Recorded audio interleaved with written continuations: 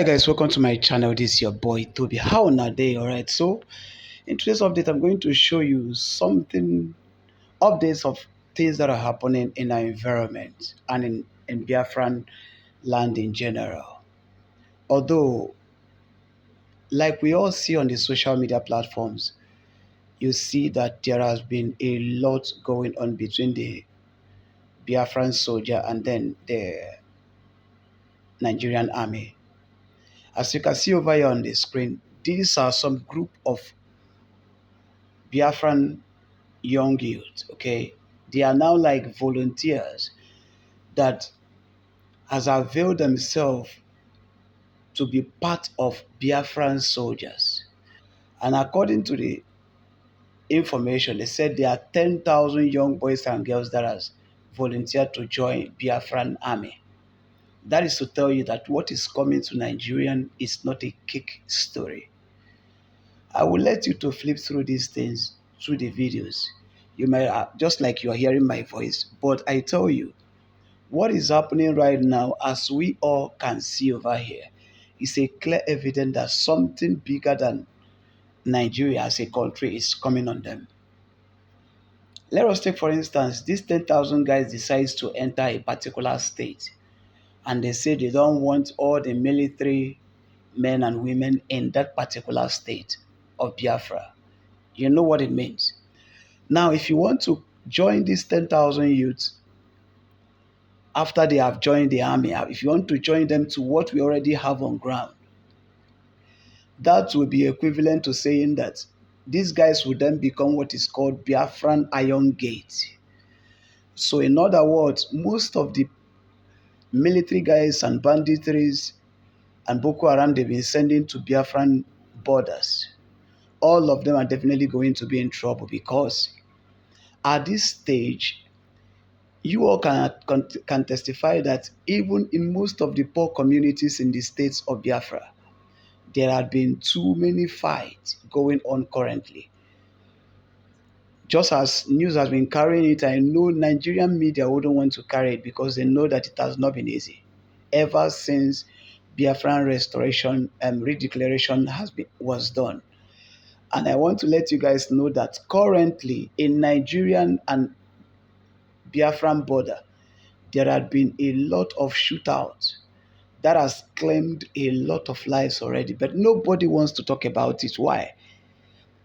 If you are not truthful with the genuine things, if you are not truthful with the genuine things of life, you can never be truthful with the wrong things of life.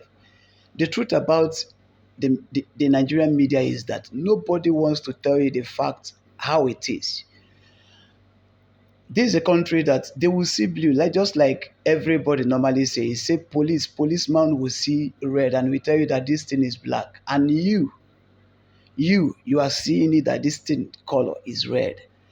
So at this stage, this is not something that we would have to begin to claim as if we know or and understand what is going on. This is beyond what anybody, this is beyond what any government can actually say, this one we can control, this is impossible. A video clip of some Nigerian military guys will be coming up immediately after what you're seeing over here. But truth be said, all the streets and states and communities in Biafran in general, all of them has been flooded with men and women, volunteers that wants to join the struggle in bringing this restoration to reality. I can say that Nigerian army right now is in trouble because nobody would want to see. Holding Simon Ekpa back has not stopped anything. Tell me what you see on the background. Populations of men who are saying to themselves, if it means that we all will die for Biafra to come, we are ready. If we will die for Biafran to come, we are ready. So tell me, what is your fate as a young guy, as a young lady?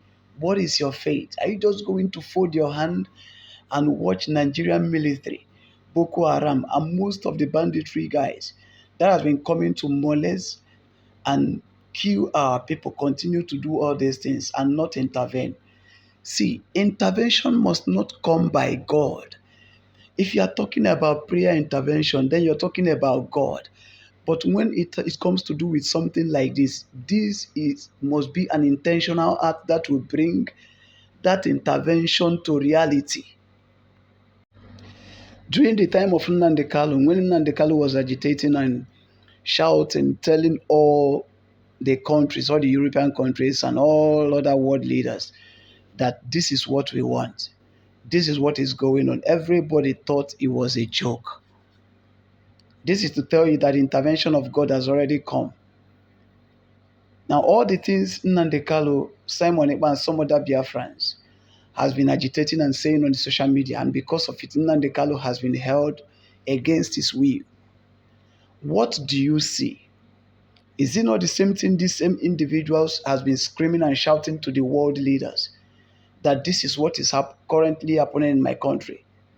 And the same individual that made himself available to say the truth, that the people would know that this is what is happening in my state, this same person has been held against his will. Where are we going with all this life? How long are you going to be holding and molesting people against their will? Nobody remembers human rights anymore. Nobody talks and remembers the laws anymore.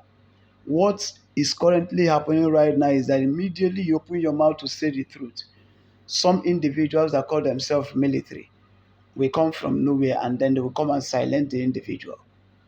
The intervention of God is definitely coming upon every one of you that has killed and destroyed innocent lives in the land of Biafra. But before that, guys, just in case you've not subscribed to this YouTube channel, please do as well to subscribe, like and comment to the videos. Because in this particular platform, we'll say it the way it is. Not just saying it the way it is, we'll bring you vital information that will enable you to know what is happening in our environment, most especially in Biafran territories. Now, this is just like the instances that happened between the Egyptians and the Israelites. Okay, Pharaoh did it to the extent anger of God came upon the people. And at this stage, I think every Nigerian leader needs to trade with caution because of what? The anger of God is not something that comes upon carnal men. If it comes upon carnal men, it comes to destroy them. So Biafran, as you can see over here, these are people that knows and understand what it means to gain freedom. And this is the reason why you see that even in this fight, now let us take for instance, this is to tell you that these people, they know what they are doing. During the time of the protest, Nigerian protest, most of the individuals that went to protest, after just few days or within the same days that has been proposed to do this protest, Nigerian military and police came against the protesters. And after some few days, these protesters, everybody ran into their homes. Now, these are Biafrans. This one, they are not protesting. This one, they are out to take what belongs to them. So even in the midst of these people you see over here, if you decide to put a gunshot in the midst of these individuals, I bet you none of them will go back, because already there had been a decision that has been conceived. This one, we are not going back until we get to our Israel. We are not going back until we get to our vision. Look at Mazen Nnamdi. He's been held back. What do you think will happen to Nigeria if Nnamdi finally comes out of detention? Have you ever asked yourself, will there be Nigeria if Nnamdi finally gains his freedom? Will there be Nigeria as a state? Just in case you've not also subscribed, please don't forget to subscribe. Because with what is happening within the environs of Biafra, gradually, you can see that something bigger than the people is already coming. Something bigger than big is coming. And when they say when death wants to kill somebody or wants to kill an animal, it will first of all make the animal deaf so that when at his coming, the animal will not be aware. So this is what it means. Release Nnamdi Kalu and let the young man go. Nigerian government say no. Have you seen the result of all that releasing Nnamdi Kalu, releasing Nnamdi Kalu, releasing Nnamdi Kalu, and they are not able to let the young man go? This is the actual result. This is the actual result of all that stubborn head. Anyways, in the year 1975, when Nigeria and Biafra had the first Biafran war, the World War, I will call it, it was said that Nigerian leaders and Ojukwu, which is the Biafran leaders also, they went to Ghana to do what?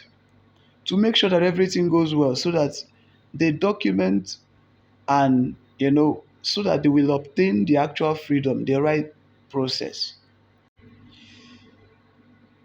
Now, if you go to Imo State, go to Anambra State, go to most of the Igbo states and Igbo communities, this is what is happening currently. Up to 5,000 Nigerian militaries has been sent into some of these communities, and you can see them.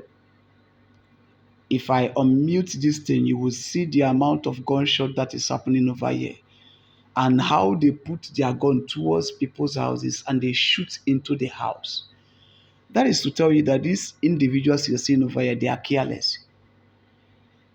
This battle is not battle against innocent people. If you are going to be battling as someone with a weapon, you look for people that have weapons like you so that it will be,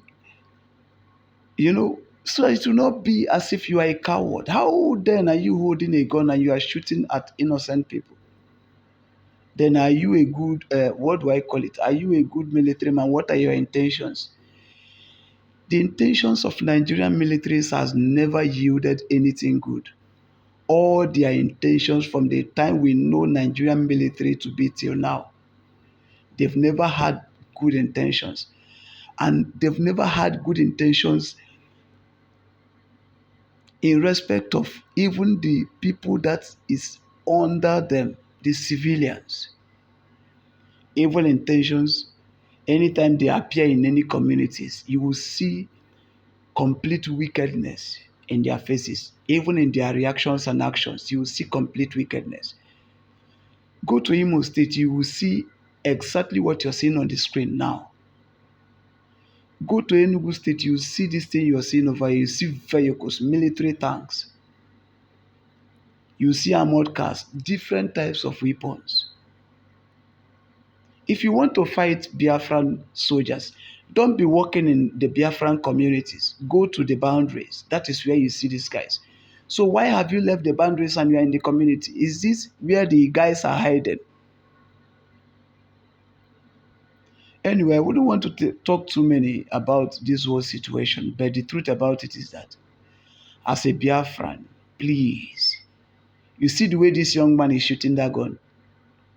As a Biafran, as someone that wants to live and see your vision come to light, you want to live and see Biafra, you want to live in Biafra as a state, as a country, please don't ever appear before these young men because they are heartless. Don't go to Christmas because these men are heartless. If you are outside Enugu, if you are outside Imo State, if you are outside Abia State, please don't go home for Christmas. This is just a little advice. If you go home for Christmas because of your parents, you go home for Christmas because of your father, if anything happens to you, remember the same parents will be the ones that will bury you. And in the next few days, you'll be forgotten. And the same Biafra that you've been hearing and you feel that Biafra as a nation, as a state, has finally come to stay, you may not be able to witness the existence of Biafra. So please, guys, just in case you find yourself in an environment where this thing is happening, lay low. Act as if you are the worst fool in your environment. If anybody slaps you, bro, turn the other side and say, please make it two, so that you will see the end of this whole thing you are seeing over here. This one is death walking. And I want us to use the cautions and the wisdom of God to conquer this thing that is existing in our land. This battle that is hovering all around the city. This is like death hovering within the city, looking for whom to devour. And it will not devour you in Jesus' name.